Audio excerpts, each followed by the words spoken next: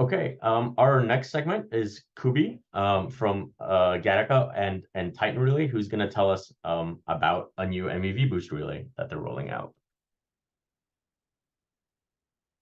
Kubi, whenever you're ready, please share your screen. Great. And you can get started whenever you want. Sounds good. Can you guys see my screen? Yes, we can. Okay, perfect. Cool.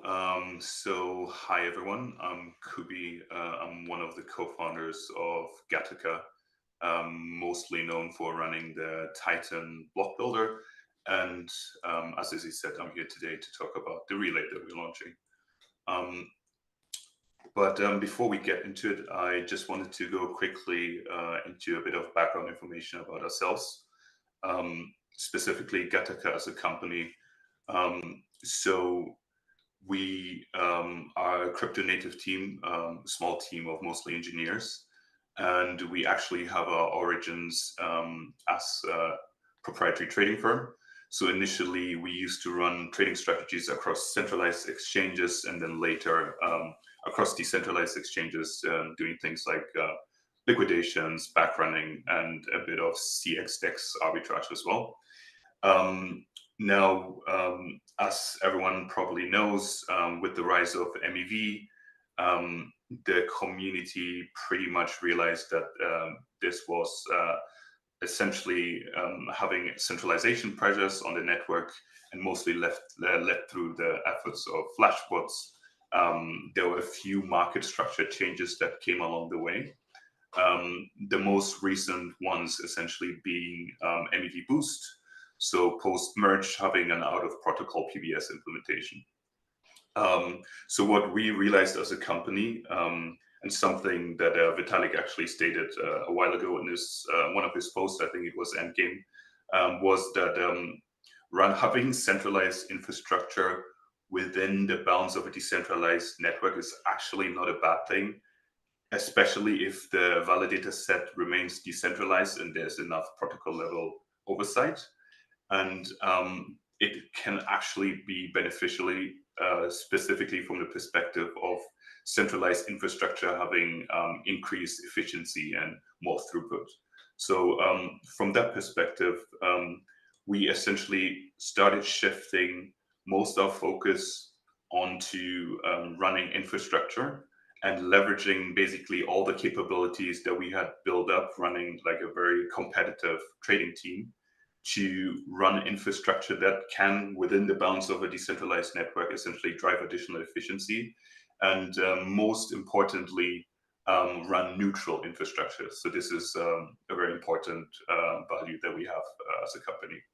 So along this journey, our first step was the Titan block builder, which probably most of you know because we indirectly interface with most of you guys.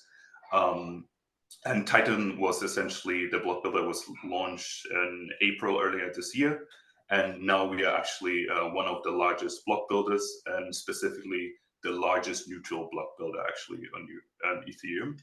And the next step essentially along a journey is the relay, which I want to talk to you guys about a bit more. So what is the Titan relay? So first of all, it is a completely new relay implementation written in Rust. So it's not a fork and it's not a port. It is completely rewritten from scratch. And that allowed us to do a couple of things. So first of all, we designed the relay from the ground up to be modular and generic. So this means from one perspective that like everything, for example, like the database that you want to use in the backend, how you want to store your bits, what kind of simulation infrastructure you want to use in the backend, that is all modular and pluggable. So if you want to use MySQL or Postgres or MongoDB, that's all plug and play. Also things like doing simulations locally within your own instance, or doing RPC calls to do simulations, that is all nicely abstracted away. Other things that we support from day one is optimistic relaying, for example, and also overall the entire code base was essentially designed with like 3 principles in mind. So that is low latency, redundancy, and geo-distribution. And so low latency specifically on the critical path. So the path from essentially a block builder submitting bits to a relay to like a validator fetching the bit through Gattaca that's highly optimized for that path. Then we redundancy from the sense that any header that we actually serve to any node operator or validator goes through a process that allows additional redundancy. So first of all, within the process, there's like additional persistency, but also the relay is essentially written in such a way that the payloads are distributed across different clusters, and that is built within the code, such that even if a process were to die and things like that, the payload will never get lost. And whenever you actually, the node operator or / validator calls get payload, there will never be a missed slot, and that payload is actually then distributed both to the P2P layer, but also back to the node operator. And then lastly, hand in hand, obviously, with that goes geo-distribution, not just from a redundancy and fault tolerance perspective, but also from the perspective of additional efficiency. So both from a latency perspective, but also from the perspective that there are certain node operators that run in geographic regions that are not well served by current relays. So all of that is baked into the code base. And another thing that I wanted to mention is that it is a new code base, but it's 100% compliant with the current MEV Boost protocol, which means from the outside, both as a block builder and as a node operator or validator, nothing changes. So integration is basically seamless. And lastly, it is also open source. So we're going to release the source code pretty soon. And it's also going to be released under non-restrictive licenses, which means, which is also why we designed the code base in a modular way, that we very much encourage other community members to innovate on the code base, but also just repurpose it in whatever means they desire to. And then lastly, one thing is also that we essentially also already are starting to bake in additional features. Initially, there are things that are more builder focused. So for example, like higher cancellation guarantees and faster inclusion confirmation, but we have actually like a bunch of other features on the roadmap as well, which would be pretty interesting to roll out. So this is just like a high-level summary of the code base itself. But in addition to developing the code base, we are also actually gonna run and operate instances of this relay. So on one hand, this relay once live is going to be open to all block builders. So this relay is not meant to be just serving Titan block builder. Us being a block builder helped us to really understand some of the needs more downstream in the supply chain, and also craft and design the relay in such a way. But it's going to be open to all block builders. And as I mentioned before, obviously it's open source. And so we encourage other operators to also use the code base. Additionally, as I mentioned before, it is designed in a way to be run geo-distributed. And we also will be running it in a geo-distributed way, most likely initially focusing on regions that are underserved, and then generally just running it across regions that most node operators operate out of. Ruby, do you mind if I ask really quickly which geos you guys have currently identified as underserved? So more research and like more communication with existing operators required, but based on our understanding, it is mainly currently in Asia, because the amount of stake that is there is quite significant today already. But also, I think there are more node operators now popping up in, I think, Latin America as well as Africa. But I'm not sure like what the actual distribution is today. So we'll be exploring that further. Probably you guys can give some more feedback on that as well. Yeah, definitely. I'll make sure to get our node operators to bug you.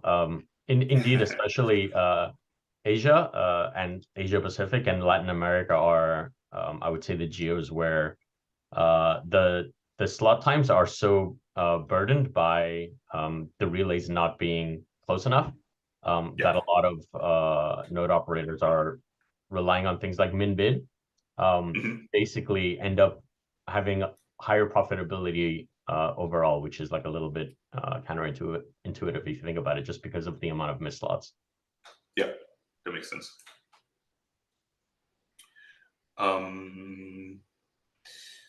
Yes, and so then just a few notes in regards to why we decided to implement this code base and also start operating a relay ourselves. So one is that it is basically our first step, us becoming a more significant infrastructure provider on Ethereum, to also start contributing more to the community, which is also the reason why we decided to open source it. The other thing is that we have been able to develop quite competitive infrastructure. And so we want to essentially also help push the boundaries on the performance on the relay front. I know that existing teams, for example, the ultrasound team has done like some great stuff on that front already. And we essentially just want to follow those footsteps and help push the boundaries further. Another thing is really diversity. I guess as most of you know, the other only relay code base, which was Dreamboat, operated by Block Native, is no longer live since they left the market. And so I think now is even a higher need for there to be more diversity, not just in terms of node operators themselves, but also in terms of the code base that is out there, which just overall will add to the robustness of the ecosystem. Then it is also somewhat of a defensive move from our end. So relay monetization is still like a really big question mark in the community. And so as a larger infrastructure provider, we essentially want to ensure that no matter what happens to existing incumbents, that there's at least going to be one relay operator out there that's going to run very robust and very competitive infrastructure. So that was also one of our key motivations. And then on the other hand, as I mentioned before, so being a block builder, there are features that we want to offer as a builder, specifically because we are one of the only larger block builder that is neutral.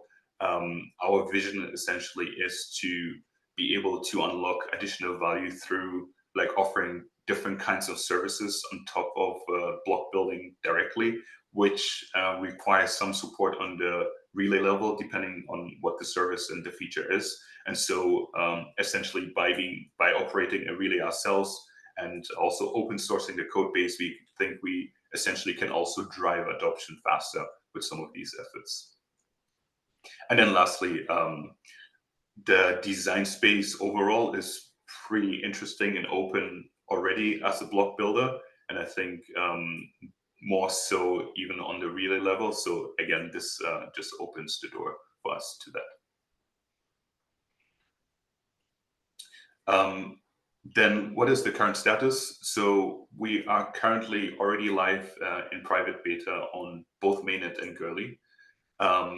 So we've been doing lots of testing internally.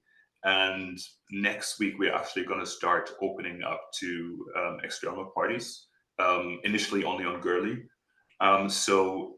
Which is also one of the motivations why we wanted to join the call and present ourselves to you guys. So we are really interested for more node operators to start connecting with us once we are live next week. And so if anyone is interested, please reach out.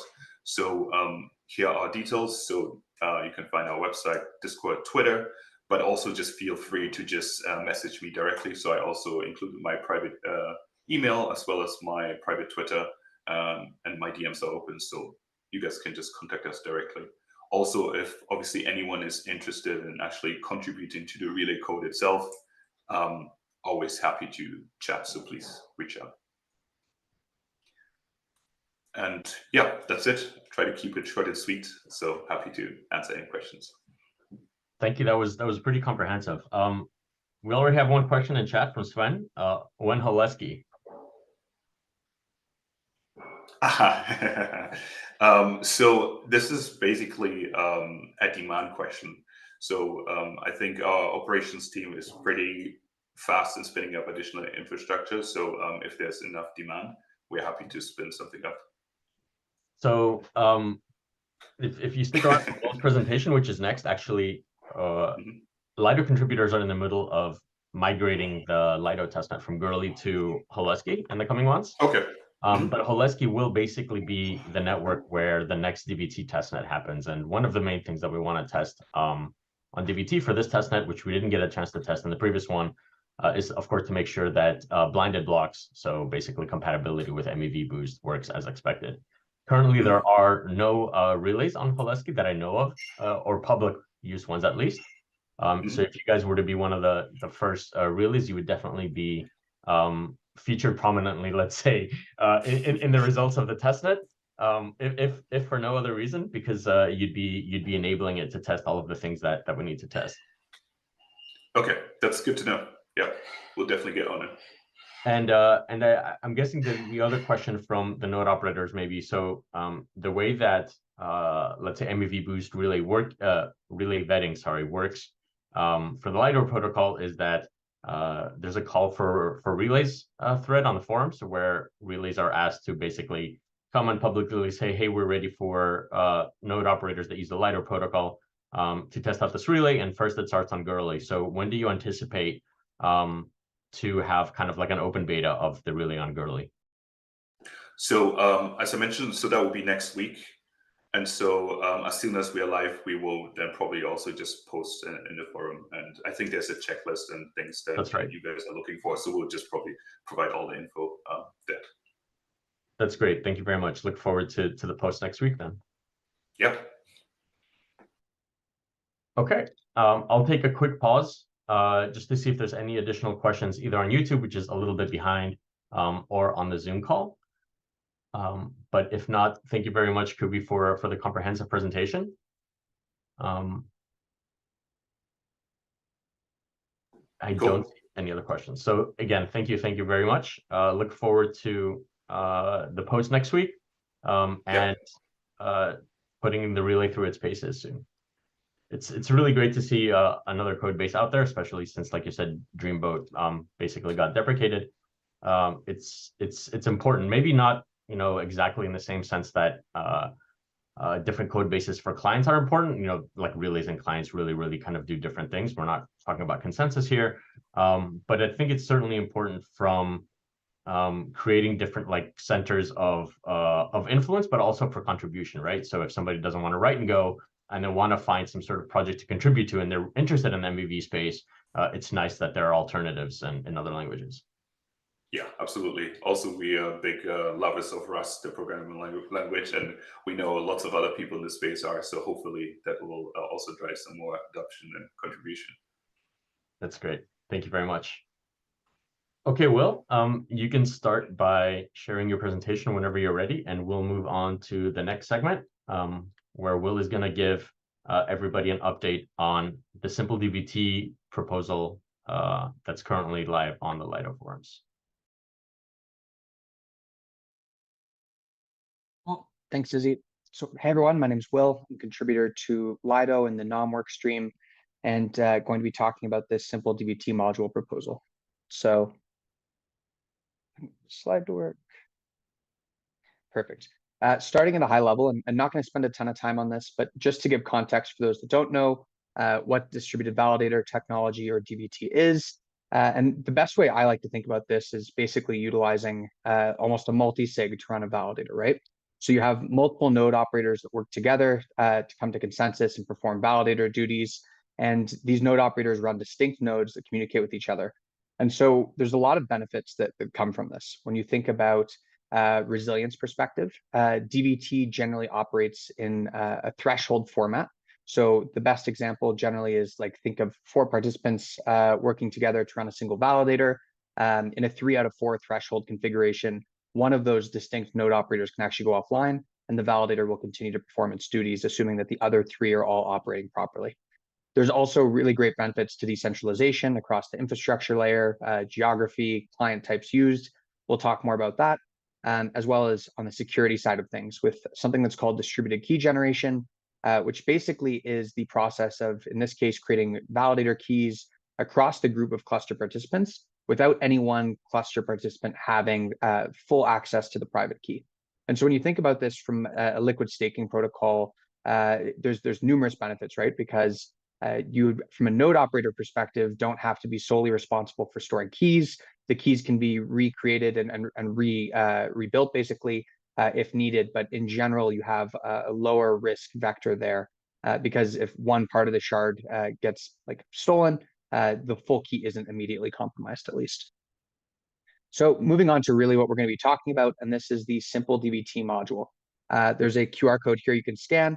Would highly encourage you to check out the full post, which has a lot more detail versus this conversation, but hopefully going to cover most of the high points. But the simple DBT module would be the second proposed module added to the Lido protocol. And very importantly, what this would do is leverage the existing design of the curated operator module.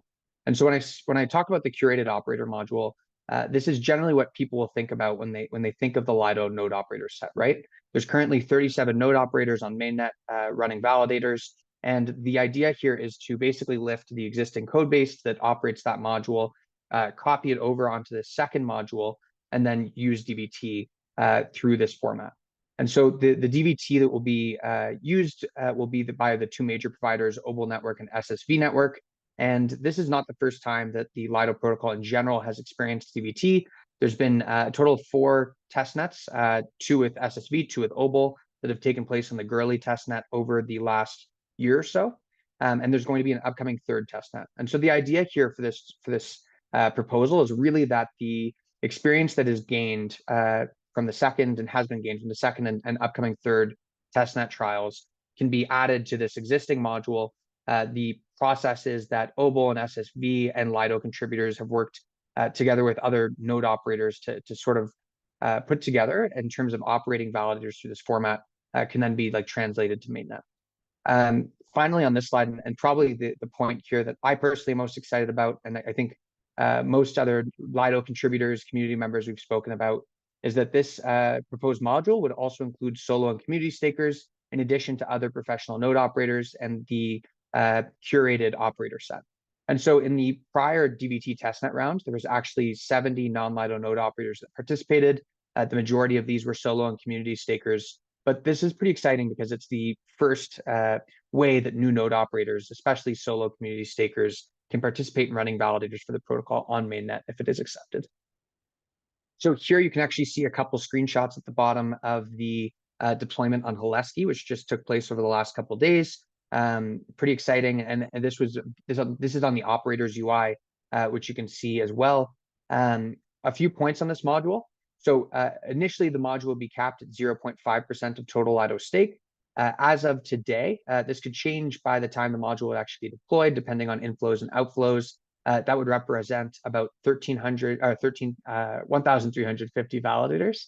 I think one of the main things I want to call out on this slide is that this module is not intended for indefinite use.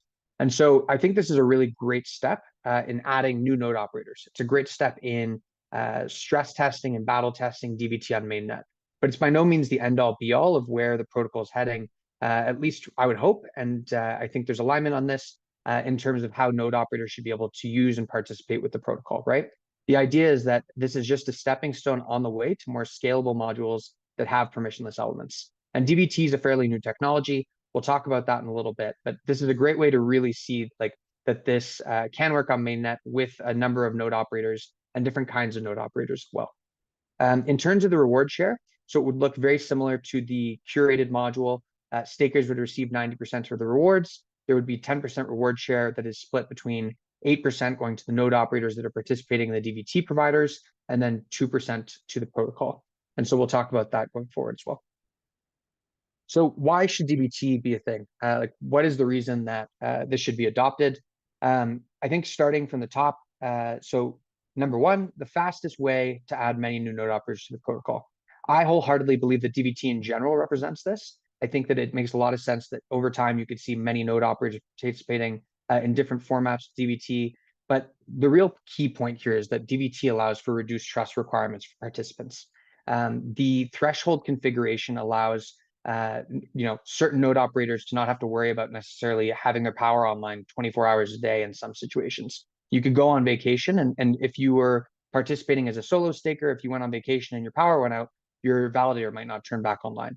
But in this case, there's actually some redundancy here, because as long as the other participants and the majority of, or the required number of the threshold is online, things should be okay.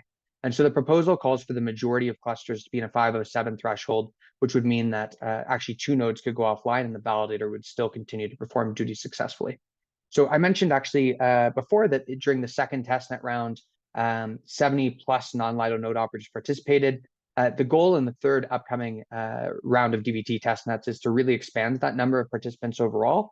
And the initial proposal for mainnet, if accepted, would call for 24 clusters in total with about 7 people each, which would easily get you to over 100 net new node operators potentially added to the protocol in Q1 of 2024, if accepted. That would be over 270% growth in the context of the current curated operator module with 37 node operators. So very significant. And if things go well, you could actually see even up to 200 net new node operators onboarded in the coming months following that initial deployment. Next would be really talking about the potential improvement that DVT can drive for the decentralization, distribution, and resilience of the underlying infrastructure that's used. So DVT allows, I really like to think about DVT starting at the micro, because usually we think about the network overall and the Lido node operator base, which node operators are using what kind of infrastructure that's presented in the VANOM reports. But here you can actually look at this at the validator level, right? You can have a validator with maybe 3 node operators running on bare metal servers, 2 running NOCCs at their home, maybe 1 in the public cloud. And in this scenario, if AWS goes offline, your validator doesn't actually stop performing duties likely. So there's great benefits to resilience and diversity here. You can have different combinations of the execution layer, consensus layer clients, which I think would make me pretty optimistic in general in reducing reliance on supermajority clients on the EL, or even like reducing usage and increasing usage of minority clients on both the EL and CL. And then the final point really is that this generally leads to more diverse geographic distribution, because you can combine operators across different geos, which is beneficial both from an infrastructure resilience level, but also from a jurisdictional level as well. Third and finally on this slide, the simple DVT module really presents a great opportunity to battle test SSV and OBL on mainnet. And so both of these teams have built great products. They've had like tremendous progress over the last couple of years. They've done a bunch of test nets, but the number of validators running on mainnet is still fairly small. And from the perspective of a liquid staking protocol, it really needs to still be proven out and battle tested. And so being able to take different combinations of node operators from different backgrounds, different regions, different infrastructure types, putting them together and being able to show that, yes, this will work on mainnet is a great way on the path to having modules that have more scalability and more permissionless elements. In general, like most of these things all drive further decentralization and resilience of both Lido and the underlying Ethereum validating ecosystem. So a few factors to consider and to talk about a little bit more in depth here. First would be on the economic side of things. So I mentioned before, there'd be a 10% reward share and 90% of rewards going to stakers. So this 10% reward share, there's 2% that would go to the treasury, and then an 8% module share, which we'll talk about. This is compared to the existing curating module, which has a 5% and 5% split. And so there's a few things to really think about here that are different when talking about operating as a DVT node operator versus maybe a solo staker. So rough numbers, running a solo validator today in like US dollar terms would be about $2,300 of rewards versus if you were participating in a DVT cluster, and even if you weren't using some kind of protocol to operate this, but just squad staking and doing this with friends, you'd be splitting that across all these members. And so the numbers come down quite significantly. There is desire to make this module and participating here attractive to help with the long-term alignment and wanting to participate in DVT modules, because it really helps the resilience of the underlying protocol, the underlying infrastructure. And so the module share would be split generally with 7% to the node operators and up to 1% or a little bit less depending, which we'll talk about for the DVT providers to start. On the DVT provider side of things, there'll be two sections, right? So OBL will have a certain number of clusters and SSV will have a certain number of clusters, or rather the node operators will be using those technologies to operate validators. So OBL, for the clusters using OBL technology, will receive 1% of the rewards for those clusters. SSV has a bit of a different configuration. And so to register and to operate a validator on the SSV network, you have to pay the SSV network fee in SSV tokens. So there's more detail about this on the forum post. But really, the reasoning here to have reward share with DVT providers is to demonstrate alignment for continued module services, right? So these providers will be helping with troubleshooting of cluster participants, and then really helping with and supporting continued development of these DVT technologies, right? That both of the providers have very ambitious tech like targets to reach over the next couple of years. They want to add different clients and add different solutions. And I think that the DAO in the past has been very supportive of this. I think there's a lot of potential to continue supporting DVT. Is at least my personal belief is that over time it will represent a fairly material number of validators. And then finally as well, both solutions are in the early stages of mainnet deployments and quite honestly need to prove out their business models. They've had a lot of experience with many hundreds of node operators on testnet, and now it needs to prove out that these can be long-term sustainable businesses on mainnet. Next would be on the risk mitigation side of things to talk about. So we've talked a lot about the pros here of DVT, and I think the pros, from my perspective, definitely outweigh the cons. But it's important to talk about this because it is new technology. And so there's two options that are being considered in the proposal. First is utilizing the Lido cover fund, or the second option would be to use a third-party cover provider. So the Lido cover fund, there's more detail about this in the Lido research forums, currently contains about 6,200 ETH. Per research that's been done by the Lido analytical work stream, this is more than enough to compensate for most realistically conservative scenarios. Just from my personal perspective, when you consider that there are node operators that will have had prior experience in DVT, will have participated in DVT testnets, will be fairly randomized in terms of the way that they're combined in clusters, although there will be an element of mixing and matching infrastructure clients, geos, to help increase the infrastructure resilience benefits that we talked about earlier. This cover fund would likely contain a significant amount, and a catastrophic scenario is unlikely. But the one thing to consider is that just given that this is new technology, software bugs could always arise. The other option is that a third-party cover provider could propose a cover option to the DAO for either additional cover or full cover of this module. So there's actually two proposals that have already gone up on the forum thread, which was linked earlier. These are from Nexus Mutual and Chainproof. So I would highly encourage people interested to go weigh in, read the proposals, as this will be going up for vote in the next few days, which I'll talk about shortly. Final point to talk about on the risk mitigation side. So both OBL and SSV have now actually completed their first round of full audits around the protocol, which is extremely encouraging to see. But as I mentioned, they both have fairly ambitious plans in the future to continue improving things. So both providers have committed to continue conducting audits if there's any changes that go to mainnet, and then transparently presenting that to the DAO in that forum thread for community members to be able to review. Finally here, so here's the simple DVT plan of action and timeline. I'm going to talk about a few of these things in more detail than the others, but we're currently at stage 1, right? So this is the DAO discussion, raising awareness about this potential module and the proposal about adopting simple DVT and advancing this on mainnet. So the snapshot vote is planned to go live this Thursday. It will run for 7 days. So very much would encourage people to read the proposal, ask questions in the forum thread, ask any questions in general, have opinions, and especially around the cover options, because that will be part of the vote that goes live on Thursday. Number 2 is sort of in progress. As I showed earlier, the second module on Koleski has now actually been deployed, and we're very close to starting with the third round of DVT testnet trials. The potential timelines for this are starting as early as next week, and hopefully as late as the last one. There's one piece that we're trying to just get finalized, which is the operation of NOCC safes. There's a grant that's been now given to the Protofire team who will be deploying this and working on getting the UI deployed. So hopefully we'll get the OBL testnet started in the next 2 weeks at the latest, and then the SSV trial is planned to start towards the end of November. Following this, there will be an on-chain vote. And so the first 2 are happening. Number 3 and onward will really depend on the outcome of the snapshot vote that will take place over the next week or so. If that does successfully pass, the next step would be to have an on-chain vote via Aragon, which would actually add the second mainnet module and also create something which would be called the Simple DVT Module Committee.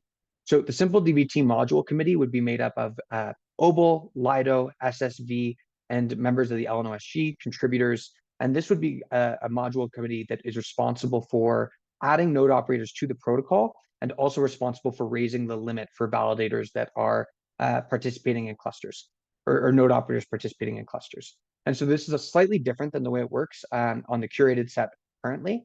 This would be outside of the code base of the mainnet module that is being copied over. So there's no change to the direct code there. But this would allow for much more efficiency without having to have Aragon votes every time that there is a new node operator cluster that needs to be added. But given that this will be done with easy track, LDO holders will still be able to veto anything that comes up. Assuming that this all goes well and the testnet trial performs correctly, there will be a performance criteria review. The performance criteria is outlined in the forum thread, so it would point you there if you want to see the specifics, and then an evaluation by the LNOSG. So the LNOSG is the Lido Node Operator Subgovernance Group. This is a subcommittee of the DAO that is made up of mostly Lido on Ethereum and other Lido on X node operators, in addition to a couple of DAO contributors and third-party community members as well, all generally well-versed in the staking and node operator ecosystem. And they will be responsible for doing an initial pass over the testnet data that will also be presented to the DAO. So this will consider things like how the SSV clusters perform, how the Obol clusters performed, how specific clusters performed versus each other, and then also looking at the participants themselves to see if there was any issues with setup, to see if they went offline for significant amounts of time. And the LNOSG will then come with a proposal to the DAO to share the proposed clusters that will be added in the initial stage. That moves us on to step 5. So once this proposal has sort of been made to the DAO, if there's no issue, then the Simple DVT Module Committee would create node operator entries and raise the key limits for these clusters. The proposal calls for 24 clusters to start, so 12 node operators or 12 entries for SSV, 12 entries for Obol, and these would likely all consist with a 5 of 7 threshold configuration, meaning you'd add over 100 new node operators to the protocol.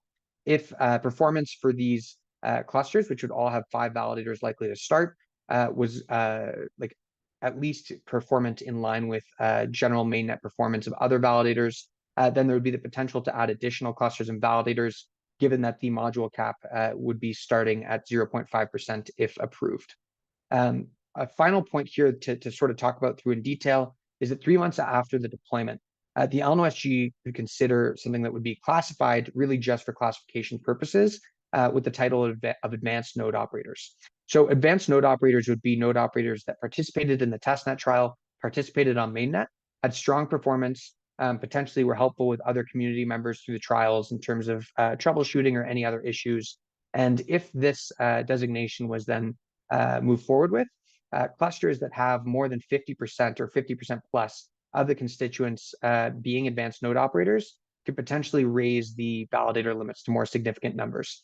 So this would be helpful from 2 points. One, it would make the number of validators operating in this format more material, and 2, really help with the profitability factor for node operators participating here. I think an important thing to call out is that this wouldn't necessarily only be professional node operators. It would be very encouraging to see many solo community stakers also have this designation, which again is just really to represent this internally, that certain clusters would be eligible to have higher numbers of validators. Finally, here on number 8. So again, want to highlight this. This module is not intended for indefinite use. It's a stepping stone and would be wound down after about 3 years, with the goal of really having more scalable and modules with much more of a permissionless entry format in the future. So there's a timeline here at the bottom, which you can look at, starting from really the backward first testnet, which took place in 2022 with both Obol and SSV. In 2023, we had the second round of testnets with both, which took place in the spring. Over the last few months, there's been an open interest forum for people that would like to participate, and the trials are now starting likely over the next few weeks. If you missed the application form, feel free to reach out at nom, N-O-M, at lido.fi. Happy to figure out if there's a way to squeeze you in either this round, or also there will be an upcoming round likely starting in January or February to have a 4th DVT testnet, which will hopefully also have some more people join to participate in a potential mainnet launch if approved by the DAO. But the goal here would be to launch this module likely the end of January or beginning of February. So just wrapping up here, from my personal perspective, I think this is a really exciting way for the DAO to help new node operators participate in the protocol. I think it's encouraging to really start battle testing DVT on mainnet ahead of more scalable and permissionless modules that will hopefully be added in the coming months. And happy to take any questions. Feel free to reach out. Thanks. Awesome. Well, thank you very much. I don't see any questions on YouTube so far, but there is a question in Zoom from Shidi. He says, I happen to have not operated a validator node before, but would love to operate one and help decentralized network, introduce and educate more people to this. How are newbies trained, guided, and helped? Yeah, it's a great question. So first resources I'd point you to are definitely on the SSV network and OBLE network websites. They have got really great documentation and they explain the process step by step. There's another initiative that is actually being launched in accordance or sort of lined up with the Community Staking Lifeguards initiative. There's more detail about that on the Lido research forums. But there's the intention to start hosting a workshop around DVT and to help give educational support to people that are interested in running validators via like either simple DVT or participating in the next testnet. And so would highly encourage you to join there. We can chat after the call just to make sure that we've got all your information. But the goal here is to help node operators gain experience with DVT and really get more solo community stakers and others that aren't necessarily experienced yet with DVT involved here. Awesome. I don't see any more questions, and maybe just as we wrap up, if you can scroll back to the slide that has the QR code for the link to the proposal, just in case that anybody missed it, to go check it out. Of course, either on their desktop or on their phones. So a reminder here that this proposal is still in discussion. Hopefully, in the next couple days, the discussion will move to the proposal stage. But really, simple DVT is kind of a proposed first step into like broadening the scope of modules that node operators can use to utilize the Lido protocol, and B, to make a foray into advancing DVT both as an infrastructure layer for staking on Ethereum, but also as a way to meaningfully broaden the node operator base, both on Ethereum and especially on the Lido protocol. So if you guys have any questions, and again, if you also missed the participation form, shoot an email to nom@lido.fi or write something on the forums or ask in the Discord, and we'll try to figure out if we can get you into this testnet or the next testnet, which may be more likely if you're somebody that's only learning about DVT now. And stay tuned for more information, as Will said, about resources for new community stakers, how you can learn how to run validators, and how you can participate in future opportunities to do so using the Lido protocol. So that wraps it up for today. Thanks again, Will, for that really great presentation. Thank you to LaunchNodes for the recap of the slashing event, and Kubi, of course, for presenting the upcoming Titan relay. The next node operator community call will most likely be at the end of November. In between, there will hopefully still be DevConnect, and Lido will have, the Lido DAO will have a presence there through a lot of contributor boots on the ground. So if you guys are interested in asking any questions in person, feel free to search out for contributors at the Staking Gathering, at the Staking Summit, and the various other DevConnect related events there. And keep your eyes peeled for a potential surprise from the Lido side there. Thank you, everybody, and have a good night. Bye-bye.